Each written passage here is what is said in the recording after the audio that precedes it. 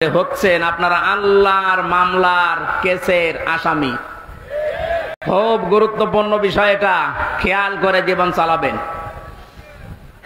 যে মানুষগুলোর আত্মার মাগফিরাত এবং রূহের আহত মানুষদের সুস্থতায় কামনায় তাফসীর মাহফিলের আয়োজনে, বিশাল আয়োজনে যারা আঞ্জাম দিয়েছে, যারাই খেদমত করেছে এত বড়, আল্লাহ প্রত্যেককেই তাদের মনের কামনা বাসনা পূরণ করুন।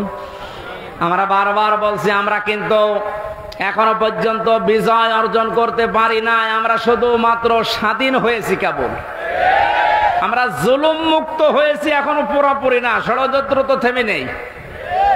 এই জন্য আসল বিজয় হবে তখন যখন দেখব কোরআনে কারিম দিয়ে 56,000 বর্গ মাইল চলছে। কারণ এই দেশটায় 53 বছরে বাবা চালিয়েছে, স্বামী চালিয়েছে, চাচা চালিয়েছে, বুবু চালিয়েছে, ভাবি চালিয়েছে, সবই আমি না দেখিয়ে মুরব্বীরা দেখিয়েছে।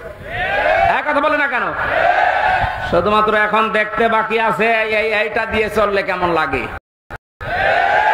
এইটা দিয়ে যেন সংসদ চলে, দেশটা চলে, দেখতে চান না?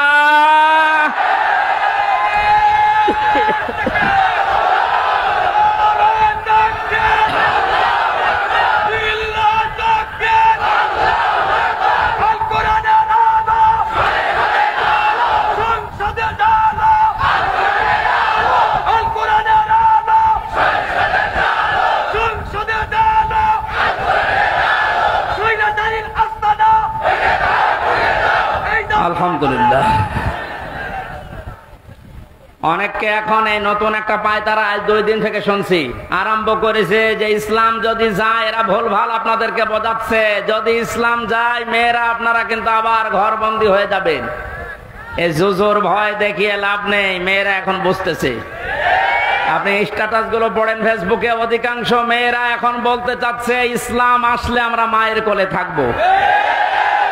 আমিরে জামাত ঘোষণা দিয়েছে, যদি আল্লাহ আমাদেরকে কবুল করেন, মেয়েরা যে নিরাপত্তা পাবে কিয়ামত পর্যন্ত এই দেশের মেয়েরা ভুলতে পারবে না যে আবার কোরআন বাদে অন্য কিছু আসুক। আমরা ওইটা দেখাতে চাই, দেখাবো ইনশাআল্লাহ। কোরআনের সূরা শূরা, শূরা মানে সংসদ, শূরা মানে কি? যেহেতু সংসদ নির্বাচন সামনে আসছে, সংসদ নির্বাচন করার জন্য যে 7টা পদ্ধতি আছে, 7টা গুণ দেখে দেখে নেতা নির্বাচন করা যায়, ওই কথাগুলো আল্লাহ সূরা শূরার ভেতরে দিয়েছেন।